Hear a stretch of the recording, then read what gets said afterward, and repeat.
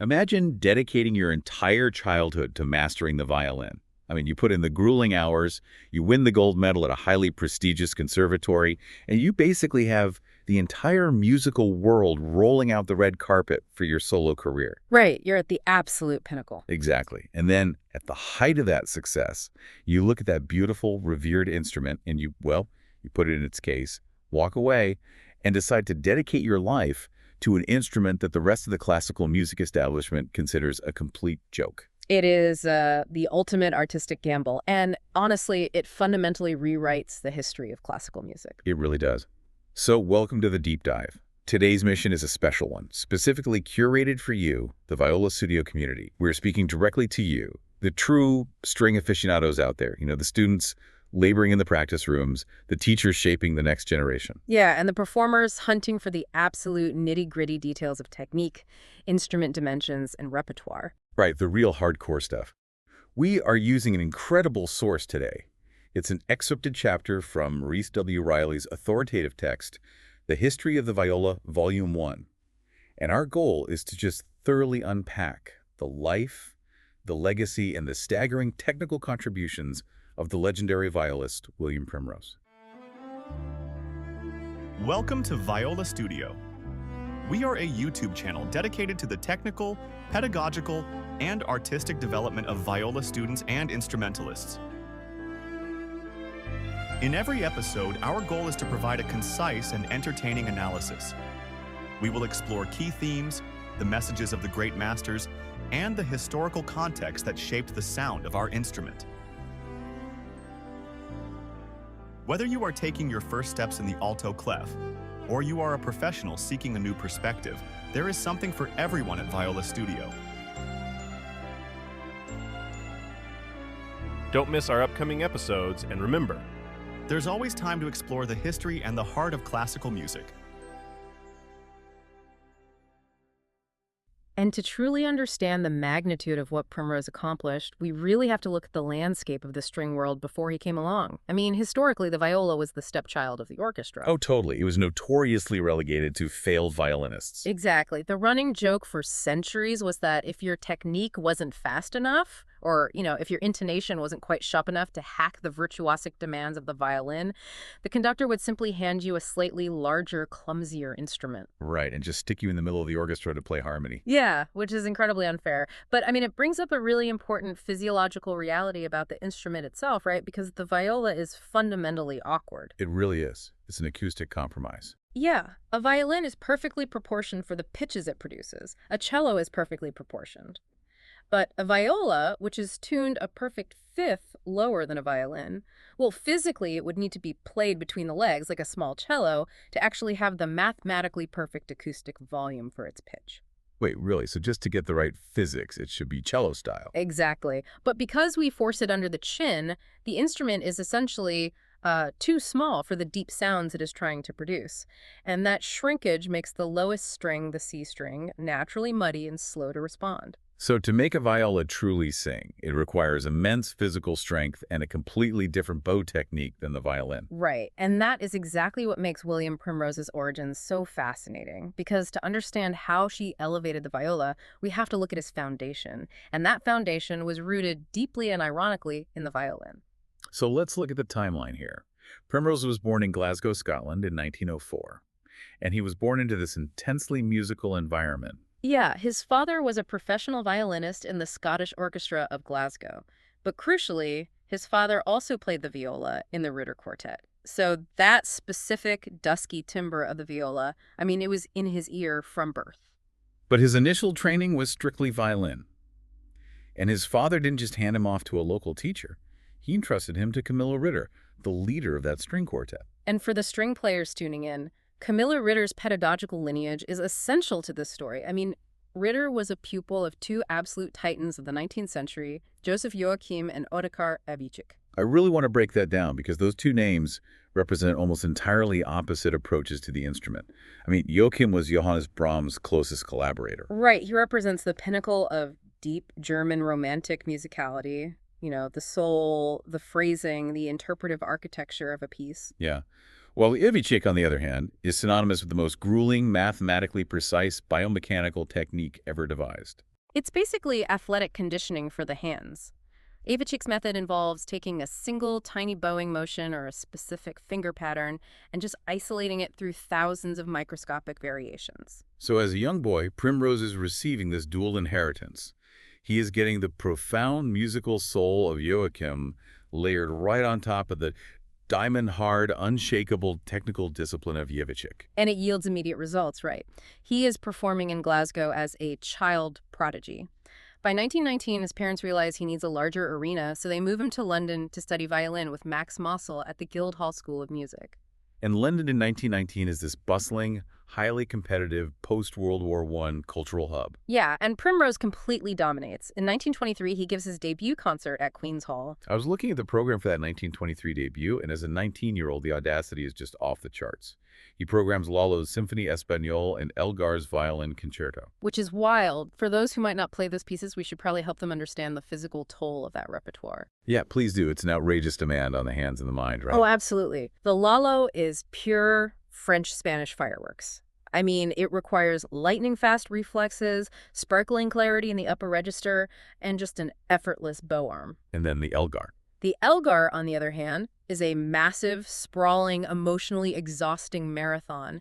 It tests a player's endurance and their ability to sustain long, heavy, emotional phrases. To put those two pieces back to back in a debut is essentially standing on a table and screaming to the establishment that you have no technical limit. And the establishment agreed with him. In 1924, he graduates from Guildhall with the gold medal.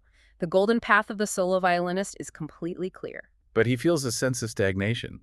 Despite all the accolades, he knows his playing isn't complete. So in 1926, he seeks out private study with Eugene Ysaye. Right, who was arguably the most famous and imposing violinist of his generation. Yeah, Primrose studies with Ysaye for 3 years, traveling to his home while simultaneously maintaining his own professional performing career. And this is where the pivot happens. This is where the history of the viola changes forever. Because while he's at Ysaye's home, these top-tier musicians would just, hang out and read through string quartets. And Primrose would always volunteer to play the viola part. Yeah. And Ysaye had this incredible ear and profound pedagogical intuition. So as they are reading through these quartets, Ysaye recognizes something vital. He hears Primrose's innate physical aptitude for the viola. The tone he's pulling out of the wood, the way his broader vibrato resonates with the lower strings. Exactly. So Ysaye explicitly pulls him aside and encourages him to just drop the violin and pursue a career solely as a violist. Which brings us back to that massive artistic gamble we talked about at the start. I mean, why take the risk? Yeah. The violin has the prestige, the money, the guaranteed solo spots. The viola is literally the punchline. Well, it's because of a deeply buried psychological truth that Riley's text reveals. This wasn't just a sudden whim based on Ysaye's suggestion. This had actually been Primrose's secret ambition from childhood. Right. When he was a boy, he used to sneak his father's brother's Amati viola out of its case and play it in secret. The forbidden instrument. It's like a gold medal winning Olympic sprinter suddenly deciding they actually want to be a marathon runner because the shoes fit better. That's a great way to put it. He had the physical capability of a gold medal violinist, but the acoustic soul of a violist. He just needed permission. Yeah, Ysaye gave him the blessing from the highest musical authority to walk away from a guaranteed path simply because the viola was his true voice. So he makes the switch. But having made that monumental decision, he has to actually figure out how to make a living. And more importantly, he has to prove that this stepchild instrument can be a standalone star. Which brings us to the 1930s, and we see him make a very strategic ascent. He doesn't jump straight into trying to book solo recitals because, the market for that simply didn't exist yet. Right. He starts in ensembles, but at the absolute highest conceivable level. In 1930, he is selected as the violist for the world-famous London String Quartet. And sitting in the inner voice of a premier string quartet is a vastly different psychological game than standing in front of an orchestra playing a concerto. Oh, completely. You aren't playing the melody, but you aren't the bass foundation either. You are the harmonic glue. You have to anticipate every breath the first violinist takes and tune flawlessly to the cello. It is the ultimate proving ground for musicianship. So he spends 5 years with them touring Europe, North and South America. But he is quickly outgrowing the background. Yeah, by 1938, his reputation is so formidable that he is handpicked for a massive project, the NBC Symphony. Right. Maestro Arturo Toscanini, who was famously the most fearsome and demanding conductor of the 20th century, was having a bespoke orchestra built for him in America. And Toscanini points to Primrose to lead the viola section and play all the solo parts. Primrose stays in that chair for 4 years, and during that time, in 1939, he also forms the Primrose String Quartet. And the lineup for that is just staggering. Oscar Shumsky and Joseph Gingold on violins and Harvey Shapiro on cello. For the string world, that is a historical anomaly. Yeah, that is like putting 4 heavyweight champions in the same room and asking them to politely share the space. It really is. Yet, even as the principal violist for Toscanini and the leader of this supergroup quartet, it wasn't enough.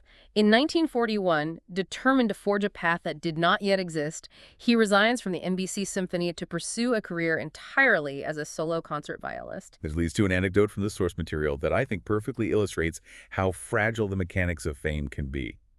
It actually explains the title of Primrose's autobiography, Walk on the North Side, Memoirs of a Violist. Oh, I love this story. It's a brilliant moment of historical chance. So it's 1941, New York City. Primrose is out walking. His normal routine would be to walk down the south side of 57th Street to head to his club for lunch. But on this particular day, he decides to cross over to the north side of the street. Right, all because he noticed a portrait of the composer Sergei Rachmaninoff sitting in the window of the Steinway building, and he just wanted a closer look. And as he is standing on the north side of the street looking at this painting, he literally bumps into Richard Crooks. And Richard Crooks was an immensely popular, highly bankable American tenor at the time. Yeah. They start chatting right there on the sidewalk, and before the conversation ends, they agree to tour together the following year. That single decision to cross the street led to a 1942 tour of over 40 concerts. And the crucial detail of that tour is leverage. Crooks was the star drawing the crowds. But Crooks insisted on giving Primrose equal billing on all the marquees and programs. Wow. For a violist to have their name in the same font size as a star tenor was entirely unheard of. Exactly. It completely rewired how the public viewed the instrument's commercial viability. By the conclusion of World War II in 1945, Riley notes that the name Primrose had become a household word in music circles. Just as Chrysler and Heifetz were synonymous with the violin, Primrose was synonymous with the viola. He was the undisputed dean of all living violists. And his collaborative prestige only grew. Much later, in 1961, he forms a chamber trio with Joshua Heifetz and the cellist Gregor Piatigorsky in California. And Heifetz was notoriously unforgiving, right? If your intonation wasn't microscopic perfection, he wouldn't play with you. Oh, yeah.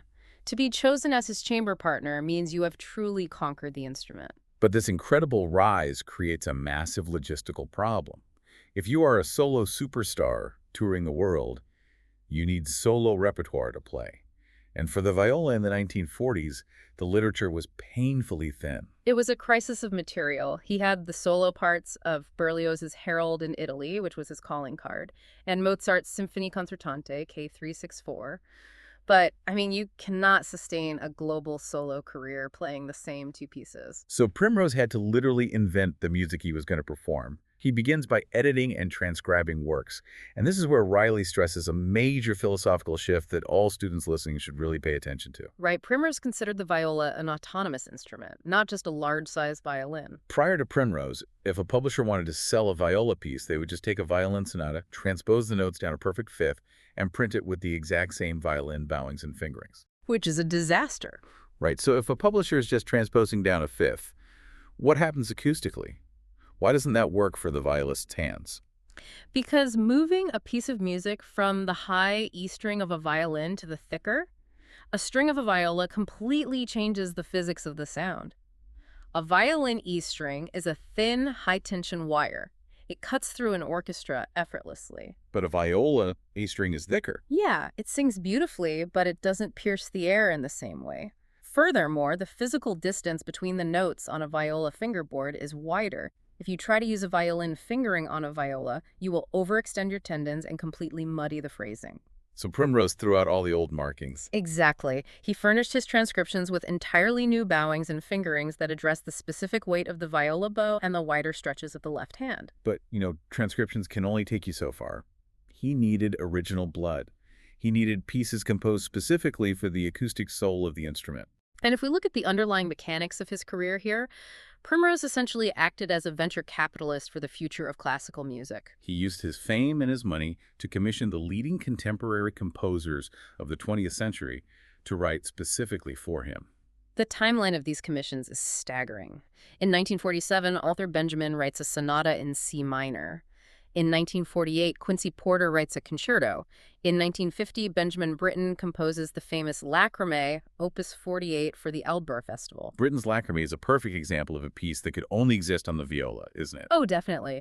It utilizes the melancholic, dusky register of the instrument in a way a violin simply couldn't replicate. It really explores the shatters. Then in 1952, Peter Fricker writes his concerto Opus 20, which was a massive success at the Edinburgh Festival. Also in 52, Edmund Rubbra writes his Concertino in A, Opus 75. And Primrose loved the Rubbra piece because, as he put it didn't rely on transcendental virtuoso tricks, but rather it, quote, sings and sings and sings. He also pushed into deep thematic variations, right? In 1962, the Harvard Music Association commissioned William Bergsma to write fantastic variations on a theme from Tristan. Yeah, Bergsma took the unaccompanied offstage song of the helmsman from Act 1 of Wagner's Tristan and Isolde, gave it a stormy viola introduction, 6 complex variations, and ended it with fading piano chords. It's incredibly dramatic. And this legacy of generating new music continued literally until the end of his life. At the 7th International Viola Congress in 1979 in Provo, Utah, audiences heard 3 premiere performances dedicated to Primrose. Right. George Rochberg's Sonata for Viola and Piano, Maurice Gardner's Rhapsody for Viola and Orchestra, and Merrill Bradshaw's Homages for Viola and Orchestra. All brilliant additions. But when discussing the sheer difficulty of the repertoire Primrose requested, we have to talk about the French composer Darius Milhaud. This might be my favorite anecdote in the entire text. It's so good. So around 1954 and 1955, Milhaud writes his Concerto No. 2, Opus 340 for Primrose. Milhaud physically hands the manuscript to Primrose backstage at a recital Primrose was giving at the San Francisco Opera House. And Primrose, who is legendary for his ability to sight-read complex music, tells Milhaud he'll take it back to his hotel, look it over, and meet him at Mills College the next morning to discuss it. Now, sight reading on the viola is already a nightmare because you are constantly shifting between alto clef and treble clef, reading a sea of inner ledger lines. Yeah, it's brutal. But Primrose takes it to his room, opens it up before bed, and realizes it is outrageously difficult. He later admitted it was the most difficult work he ever tackled. He immediately picks up the hotel phone, calls Milhaud, and complains that the technical demands are even beyond my powers. And Milhaud offers absolutely zero sympathy. His retort on the phone is simply, "Ma chère, all concertos should be difficult." I just love the image of Milhaud hanging up the phone, perfectly content that he has tortured the greatest violist on earth. It's fantastic. But of all the pieces he willed into existence, we have to talk about the one that almost didn't survive its composer. It is the piece that towers over the repertoire, legendary not just for its musical brilliance, but for the forensic mystery surrounding its creation. Right, the Bela Bartok Viola Concerto. Yes. Primrose called it a sensitive and inspired work, but securing it was an uphill battle. In 1945, Primrose approaches Bartok to commission a solo concerto, but Bartok declines. He essentially admits that he doesn't fully understand the acoustic potential of the viola as a solo voice against an orchestra. Which is a remarkably humble admission from a musical genius like Bartok. But Primrose is incredibly strategic. He tells Bartok, just listen to the radio this weekend. Because Primrose was scheduled to broadcast a performance of the William Walton Viola Concerto with the NBC Orchestra, conducted by Sir Malcolm Sargent. Right, and Bartok was actually too ill to attend the concert in person, but he did tune in to the radio broadcast from his home. And hearing Primrose pull that massive soaring sound over the Walton orchestration completely changed Bartok's mind. He realized the instrument's potential. He did. He accepted the commission, and Primrose paid him a $1,000 advance, a very handsome fee in 1945, before leaving on a concert tour of South America. And while Primrose is away on tour, a promising letter arrives from Bartok. It states, I am very glad to be able to tell you that your viola concerto is ready in draft. I can send you a copy of the orchestral score in the second half of October. But tragedy intervened. On September 25, 1945, Bela Bartok died. leaving the crown jewel of the viola repertoire unfinished. Unfinished and in a state of absolute chaos. The manuscript left behind was entirely illegible to a performer or a traditional publisher. So what happened? Well, the heirs of the Bartók estate realized that only one man possessed the intimate knowledge of Bartók's mind required to solve this puzzle, and that was his close friend, Tibor Sürley. Sürley takes on this task, but the forensic musicology required sounds like a total nightmare. What exactly was he looking at? He was looking at an enigma. I mean, Sürley had to decipher sketches written on loose, unnumbered, odd scraps of music paper. Because paper was scarce during the war, Bartók had just jotted down bits of material randomly. Oh, wow. Sometimes pieces of completely different sketches were already on the same page. He didn't indicate the sequence of the pages, nor did he clearly separate where one movement ended and the next began. And the worst part is the way Bartók edited his own thoughts. Yeah. He didn't use an eraser. When he wanted to correct a chord or a note, he just grafted the new note directly on top of the original note. Yeah, so Sürley is looking at ink blots, trying to figure out which note is the final intention. Plus, Bartók had reduced the harmonies and orchestrations to a highly personal, complex shorthand. But Sürley painstakingly reconstructed every measure, pulling the masterpiece out of the chaos.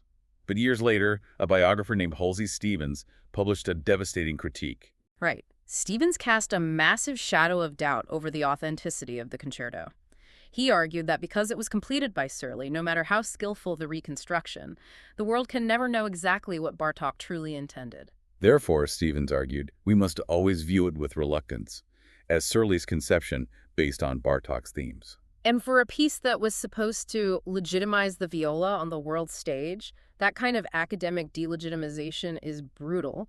The public started to view it with suspicion. But thankfully, the concerto was fully vindicated in the 1970s through two major scholarly works that proved Sürley's absolute fidelity to the composer. First, in 1970, David Dalton completed his doctoral dissertation at Indiana University titled Genesis and Synthesis of the Bartók Viola Concerto. Dalton did exhaustive research, interviewing both Sürley and Primrose and mapping the original sketches. And then in 1975, Tibor Sürley defended himself directly. He published a dense, brilliant article in the College Music Symposium titled A Belated Account of the Reconstruction of a 20th Century Masterpiece. Sürley laid out, measure by agonizing measure, exactly how he solved the harmonic shorthand. He proved mathematically and musically that the notes were Bartók's, showing it was a sincere labor of love that gave full credit to the composer. Those two documents silenced the critics forever. And we are incredibly fortunate they did, because the performance history of this piece is a testament to its greatness. For the students taking notes, Primrose gave the world premiere on December 2nd, 1949, with the Minneapolis Symphony, conducted by Anatol Dorati. The radio premiere followed in January 1950 with the NBC Symphony under Ernest Ansermet. And the very first recording of it is historically poetic. It was made in October 1950, and it was issued on the Bartók Records label. Tibor Sürley himself conducted the orchestra, and the recording engineer in the booth was Peter Bartók, the composer's own son. What's remarkable is Primrose's lifelong dedication to the piece. He didn't just premiere it for the press and move on. He personally performed the Bartók Concerto over 100 times in his career. And by 1969, the publisher Boosey and Hawkes reported that the annual number of live performances of the concerto globally had increased to over 100, with no sign of slowing down. It became the absolute cornerstone of viola literature. So Primrose proves the viola is a solo instrument, and he wills a massive repertoire into existence. But none of that matters if the next generation's hands aren't physically capable of playing these incredibly demanding new pieces. Exactly. We've talked about how he pushed the physical limits of the human hand, which brings us to how he actually transferred that knowledge. His career as a pedagogue was just as distinguished as his performing career. He began teaching in 1942 at the Curtis Institute. Over the decades, his teaching map is a who's who of global institutions. Juilliard, the Eastman Summer School, Aspen, the University of Southern California, Indiana University, the Tokyo University of Fine Arts, and the Banff Center of Fine Arts in Canada.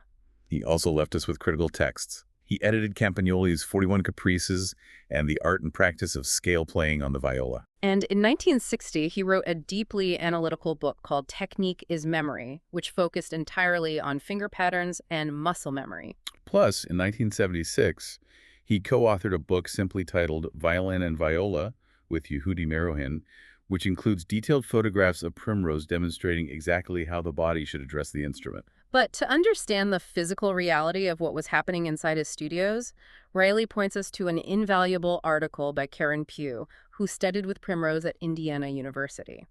She painstakingly documented 6 core admonitions, 6 unbreakable rules that he demanded of all his students. This is the absolute goldmine for the players listening. I want us to go through each of these 6 rules and really break down the biomechanics of why they work. Number 1, keep the elbow of the bow arm fairly low. Right. If you look at certain violin schools, particularly the Russian school, you will often see a very high right elbow. A high elbow requires you to press down into the string with muscle tension from the shoulder. Which works for a violin, right? Right. On a thin violin string, yes, that creates a piercing, brilliant sound.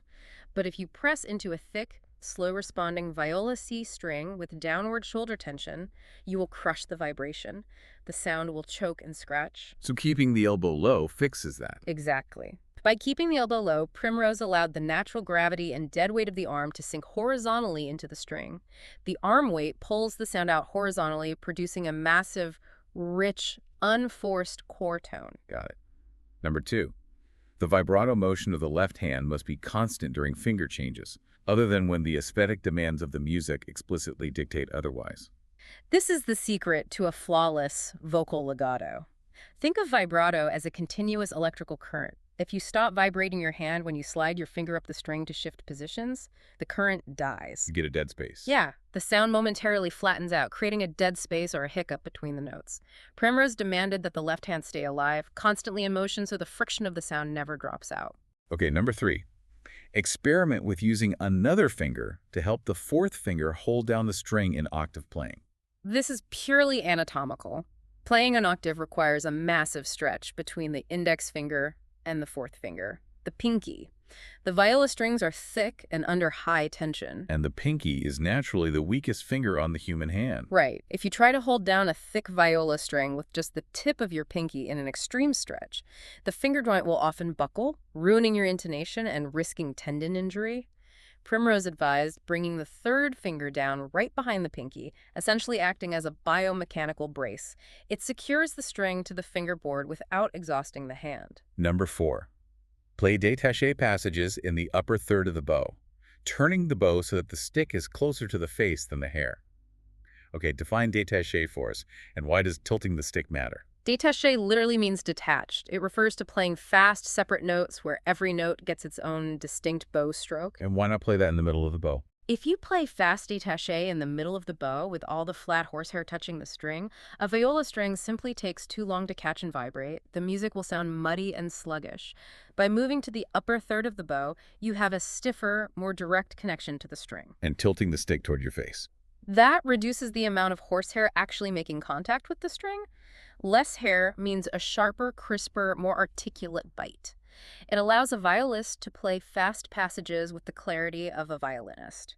Number 5, in technically difficult passages, create exercises which isolate the problem. This is the ghost of Heifetz in his teaching. It's like a mechanic working on a high-performance engine. If the engine is sputtering, you don't just keep driving the car around the block hoping it gets better. You pull the car over, extract the single misfiring spark plug, clean it, calibrate it, and reinstall it. Exactly. Primrose demanded his students extract the specific measure causing the stumble, invent a rhythmic exercise to conquer the muscle confusion, and only then put it back into the context of the piece. And finally, number 6, which ties back to his rule on constant vibrato. Scales are always practiced with vibrato. I have to push back on this one. What does this mean for the physical reality of a student in a practice room? It's intense, I know. Practicing endless scales with constant vibrato sounds exhausting. It sounds like trying to learn how to type perfectly while your desk is shaking violently. Why demand that in fundamental practice? Because it is a brilliant psychological trick. Pugh noted in her writings that Primrose had written incredibly difficult, awkward fingerings into the Campagnoli caprices, and he demanded she play them with a, quote, spirit of prideful virtuosity. So it's not just rote mechanical repetition. Right. By forcing a student to vibrate every single note of a mundane C major scale, he is forcing them to treat every single note as a piece of art. You aren't just doing rote, thoughtless mechanics. You are training your ear to demand a beautiful spinning tone at all times. It builds the artist at the exact same time as it builds the athlete. That completely changes how I think about practice.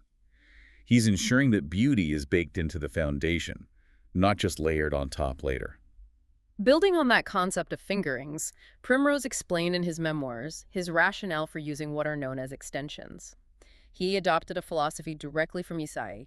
He treated the entire length of the fingerboard as a single, fluid position. So instead of a student thinking, I'm currently in first position, and now I must move my entire arm to shift into third position. Exactly. Traditional shifting can sound blocky and mechanical. An extension is when you anchor your hand in one place, but stretch your fingers outside the normal hand frame to reach notes higher or lower on the string without moving the wrist or arm. It solves complex fingering problems fluidly. That makes so much sense. Furthermore, Pugh noted that Primrose was unique among her many teachers because he actually urged students to use open strings and natural harmonics whenever possible. Which again, violinists are often strictly taught to avoid, because playing a raw, unfingered open string on a violin can sound thin or out of place in a lyrical phrase. But a viola is different. Primrose loved the raw, earthy resonance of the instrument. He wanted to heighten its unique acoustic timbre, letting the instrument ring freely. And his pedagogical methods clearly work, because the text lists a literal who's who of viola legacy among his students. We're talking about David Dalton, Nathan Gordon, Martha Strong and Katz, Jerzy Kosmala, Donald McInnes, Joseph Di Pasquale, Jun Takahira, Karen Tuttle, Alan Deverich, Yitzhak Schotten. I mean, he literally shaped the next generation of principal players and soloists. But we have to remember, to execute this highly specific muscular technique and to project this massive new repertoire over a full symphony orchestra, the physical tool, the wood and strings he held in his hands, had to be capable of handling the force. Which brings us to the actual instruments. And in the string world, the physical dimensions and acoustic qualities of the viola are a subject of endless, fierce debate. Oh, definitely. So let's look at the specific tools of the trade. What did the master actually play? He started on his father's brother's Amati, built around the year 1600. His father originally purchased it from a dealer named Andrew Smillie in Glasgow. Primrose played that antique instrument for a time. Then there is the William Monig Jr. viola, which was built specifically for Primrose in 1945. And for the audience meticulously tracking dimensions, here is the crucial data. It had a body length of 41 centimeters, which translates to 16 and 18 inches. And a 16 and 18-inch body length is massive on the human shoulder. It requires long arms and a wide frame to navigate comfortably. The text notes that Monig blended the structural measurements to capture the mellow, dark roundness of an Amati model, but with the greater acoustic brilliance and projection of a Stradivarius tone. Primrose also played the famous Andrea Guarneri of 1697. And interestingly, during his later years residing in Japan, he met a master craftsman named Yu Ida. Yeah, Ida made an exact millimeter-perfect copy of that Guarneri, which Primrose actually used with immense satisfaction in performances. He also owned a modern Vidudez viola, crafted by Pierre Vidudez, which he favored for his Swiss appearances in the 1940s and 50s. But the instrument that always draws the most attention is the MacDonald Stradivarius from the year 1701. He used this legendary instrument in his early performances, and crucially in a famous 1943 recording of Harold in Italy, with Serge Koussevitzky conducting. But what I find absolutely fascinating is how Primrose actually talked about these priceless instruments. In a letter to the author of our text, written in 1978, Primrose wrote about his custom Menig viola. And he bluntly stated, quote, "Dimensions, ask him. I am never aware or take much interest in dimensions. I am only concerned with sound." It is a phenomenal reality check. I marvel at that. You step into any conservatory today, and you will hear players fiercely debating over half a millimeter of bout width. And just to clarify for the listeners, the bouts are the curved, C-shaped sides of the instrument. Right. A wider lower bout gives the instrument more internal air volume to support the low C string, but it makes it much harder to reach your bow arm around the instrument. Modern players obsess over these measurements. And Primrose, the greatest of them all, just waves it away. Ask the maker, I just play it. While he didn't care about the tape measure, he had fiercely specific acoustic tastes. He judged an instrument purely on whether it spoke with the voice he demanded. He repeatedly stated he preferred what he called mezzo-quality violas. Let's break down those terms because they are vital to his philosophy. What is a mezzo quality versus a contralto quality? Contralto implies a deeply dark, boomy, cavernous tone. It sounds beautiful under the ear in a small room, but it lacks the treble frequencies required to project the back of a 2,000-seat concert hall. And mezzo. Mezzo implies a slightly brighter, more centered, golden middle register voice. It still has the depth of a viola, but it has a core clarity that can cut right through the thick texture of a 100-piece symphony orchestra. Which explains his incredibly audacious critique of the McDonald Stradivarius. He said he found the Stradivarius, a multi-million-dollar masterpiece, fundamentally weak on the C string. He literally called a Stradivarius weak. Antonio Stradivari was a genius, but his viola proportions didn't always perfectly nail the acoustic resonance required for that lowest frequency. Primrose also mentioned that instruments made by Gasparo da Salo, which many violists absolutely worship for their massive size and depth, had far too much contralto quality for his personal taste. He respected that others loved them, but they didn't serve his soloistic needs. This raises a fascinating point about modern string education. If the greatest violist in recorded history doesn't care about the physical dimensions and is only concerned with the ultimate sound produced, specifically whether that bottom C string can roar, are modern students obsessing over the wrong metrics? We get so caught up in the millimeter measurements of string length and body width, looking for mathematical perfection. But Primrose evaluated an instrument purely on its acoustic soul. If the wood doesn't sing the way your ear demands, the millimeter measurements are entirely irrelevant. Well, as we bring this deep dive into the life of William Primrose to a close, let's briefly recap the monumental shift he caused in the musical world. He was one of the rare pioneers who actually lived long enough to see the fruits of his labor recognized globally. He received a CDE, Commander of the Order of the British Empire, bestowed by Queen Elizabeth in 1953. He was named the STO Artist Teacher of the Year in 1970. He received an honorary doctorate of music from Eastern Michigan University in 1975, where 3 different national music societies presented him with plaques of deep appreciation. And his name lives on institutionally, securing the future of the instrument. 1979 saw the establishment of the William Primrose International Viola Competition at Snowbird, Utah, a premier proving ground for today's young virtuosos. That same year, Brigham Young University established the William Primrose Viola Library and Memorabilia Archives, housing his original commissioned manuscripts and personal scores. He and his wife Hiroko, who was a highly accomplished Suzuki method teacher, actually moved to Provo, Utah that summer to be affiliated directly with BYU.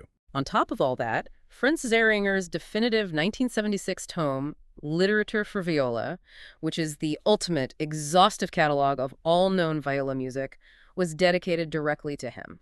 It is a legacy of total, uncompromising transformation. Primrose spent his entire life fighting to prove the viola wasn't just a big, murky violin.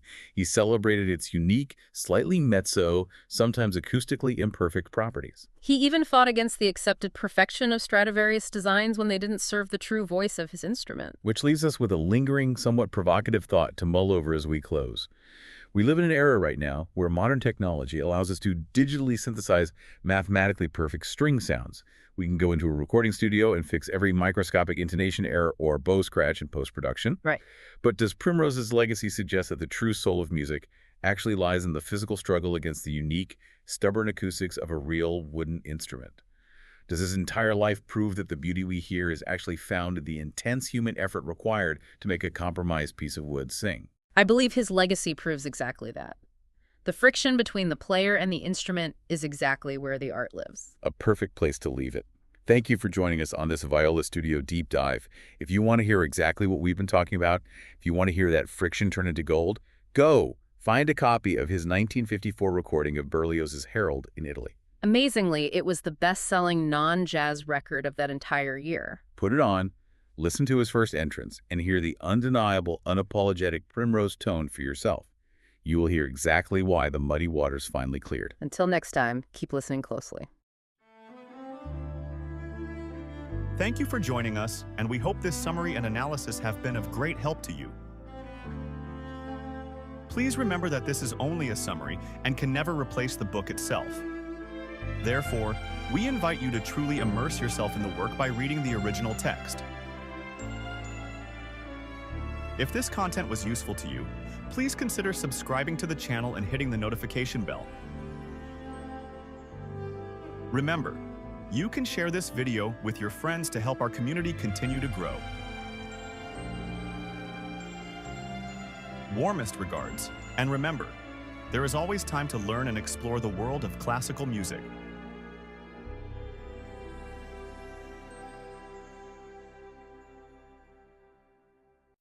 a Viola studio production.